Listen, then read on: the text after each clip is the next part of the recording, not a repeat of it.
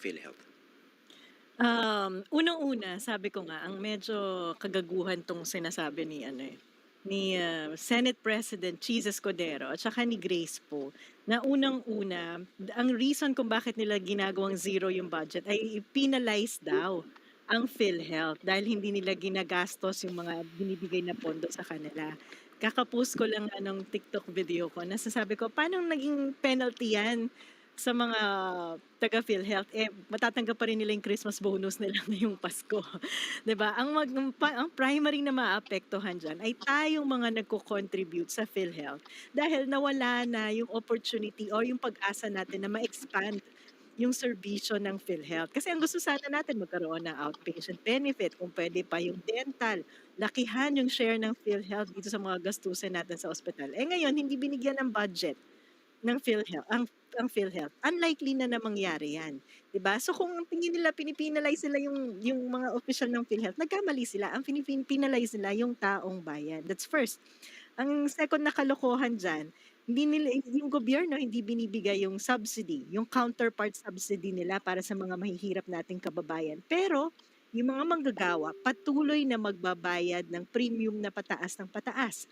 What does that mean? Ibig sabihin, tayong mga manggagawa ang sumasagot na ng kabuuang gastusin ng National Health Insurance Program natin. So, sa tatlong punto na yan, talagang, kaya ako na high blood Kaya uminom na ako ng hypertension medication. Ikaw, Doc Tony, hindi ka ba high blood? Tsaka ang tanong ko, saan ba dapat mapupunta yung 74 billion na hinihingi ng PhilHealth doon sa proposed budget for 2025? Well, ako hindi naman ako na high blood at sanay na rin ako dyan. At I'm trying to be stoic. Kanina nagkwentuhan kami ni Christian kung napapansin mo, Professor Shelo, I'm embracing yung kay Ryan Holiday na hindi nagpapa-apekto despite yung chaos and clutter natin. Kasi mahirap eh.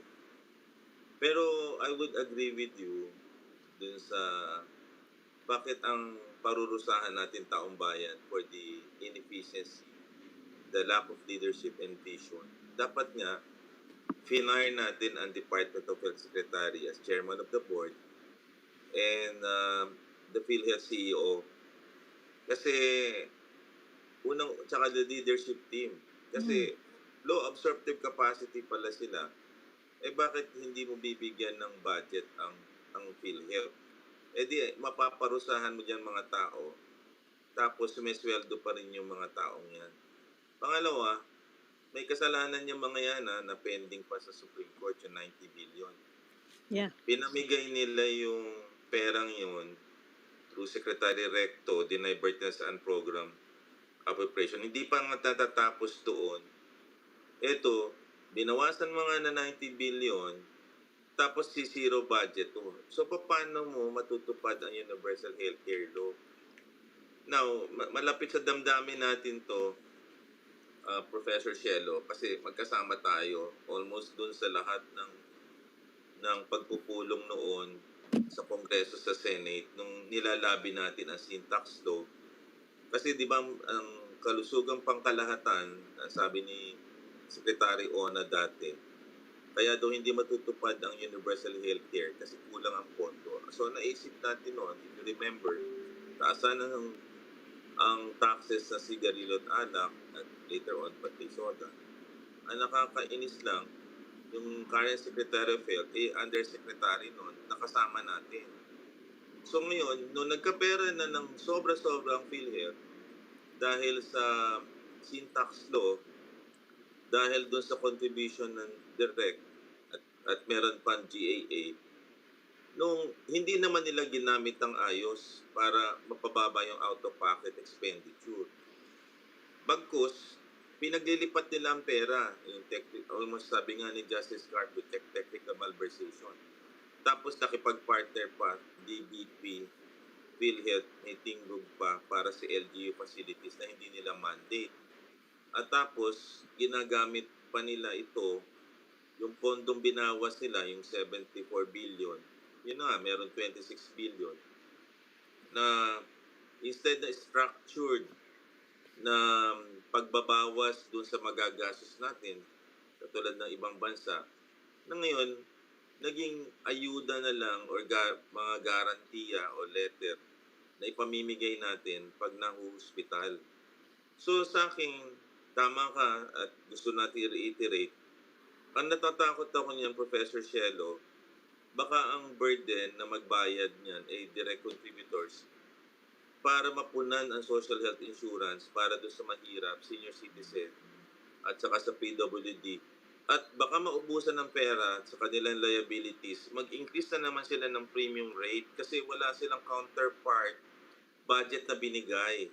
So mangyayari ngayon, baka magtaas na naman tayo ng premium rate yan later on. So yan yung nakakainis dito sa nangyayari kasi kapala na yung mukha dito eh. I mean, ito pambabastos na sa Pilipino na harap-harapan na kinukuha nila yung pera and at sa akin naman very very important to kasi baka magamit itong perang ito sa eleksyon upang sa ganun yung mga kandidato nila manalo and they're eyeing right now the 2028. Medyo malayo tayo tumingin kasi ang laki ng perang ginugugol dito. And since they have only 3 years into the 2028, ito ay ginagawa nila na busugin ang mga kongresista at mga senador upang sa ganon, yung kandidato na to 2028 ay manalo at the expense ng budget ng PhilHealth na para sa Pilipino. Yan yung aking nakikita dito, Professor Cielo and Christian. Okay, sige. Pero yung yung medyo alarming I hope na nasusundan ng mga viewers natin, no? Yung pinag-uusapan dito baka maging epekto dahil hindi ibinigay yung 74 billion budget request ng PhilHealth. Yung counterpart sana ng gobyerno doon sa subsidiya, baka mag-shoulder yung mga direktang contributors. Ibig sabihin tayo, yung nagbabayad directly, no? Okay. Pero hindi pa pwede maiwasan yun Hindi kasi yun hindi yun baka. Siguradong tayo yung sigurado yun. shoulder. Kasi Sorry, yung Cielo. Isang oo. dagdag lang. Ano yung sinasabi ni Senate President Cheese na ang laki ng ng excess fund ng PhilHealth. Hindi ba pwedeng yun ang gamitin? Yan kasi yung pagkakamali sa sinasabi ni alam matatalino naman sana daw yung mga senador, no? Pagka sinabi mong excess fund, ibig sabihin may surplus ka. Pag tiningnan mo yung mga assets mo, pag minus mo yung liabilities mo, may sobra, 'di ba? Pero pag tiningnan mo yung mga financial documents ng PhilHealth, yung sinasabing excess fund is actually reserve fund. Yung sinasabing 600 billion na kinlarify ngayon ng PhilHealth na 400 plus billion lang. Pag tinignan natin yung figure na yan, napakalaki. Pero sa isang insurance, may mandato kasi sila na dapat magkaroon ka ng insurance liability. Ang ibig sabihin nito, kasi kinokolekta mo yung premium, kinokolekta mo yung pondo mo, kailangan may ability ka to forecast magkano yung gagastusin mo. Yan yung tinatawag na liability. Ifo-forecast mo kung ganito yung profile ng mga miyembro mo, ano yung likelihood na magkasakit sila, magkano yung gagastusin mo sa hospitalization. So pag tiningnan mo yung financial documents ng PhilHealth, factoring in their insurance liability, yung tinatawag na ICL, negative ang PhilHealth. So ibig sabihin, taking into account kung magkano pa yung mga babayaran ng PhilHealth, kulang na yung pondo.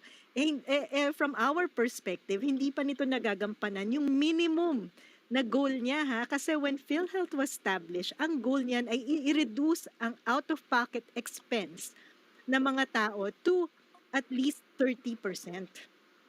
At most 30%. Right Ngayon now, ba magkano? nasa Ngayon, average of 44% ngayon, 50 na. Professor Cielo. 50. Doc Tony. 50%. Yung huling survey. 50%. Yeah. On average So ibig sabihin may mga kababayan tayo na nakaka-experience ng out-of-pocket expense nila ay maaaring umabot ng 90%. And yan is one of the highest sa ASEAN region. So, Country. diba? Yeah, so napakalayo pa natin dun sa mandato ng PhilHealth. Ngayon, kung yung pondo ng reserve fund ay kulang pa para bayaran yung kanyang liability, paano pa niya gagawin yung mga expansion na inaasahan niyang gawin? Kaya nakaka-disappoint kasi itong mga senador natin, sana man lang nag-aral-aral. Ano ba yung ibig sabihin ng reserve fund?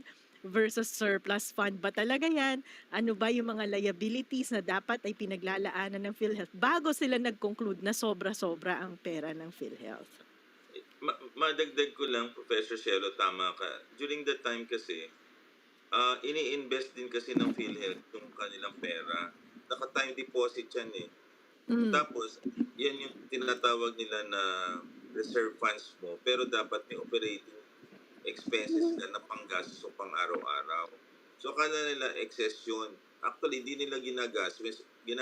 Ang ginawa nilang parang alkansiya or savings account. Eh, hindi naman dapat yan gawin nilang um, i-invest. Kasi, ang mangyayari kasi dyan, hindi mo magagamit yan for the top killer diseases of the country. So, sa mga kababayan, pag ho kayo umaate ng lamay, 4 na sakit lang ho ang usually na maririnig nyo. Ay, nag-heart attack si Mang Tomas, may cancer po. Tapos number 3, si Mang Cario. And then number 3, na stroke. Tapos na dialysis ho yun. Yung 4 na sakit na yan po, mga kababayan,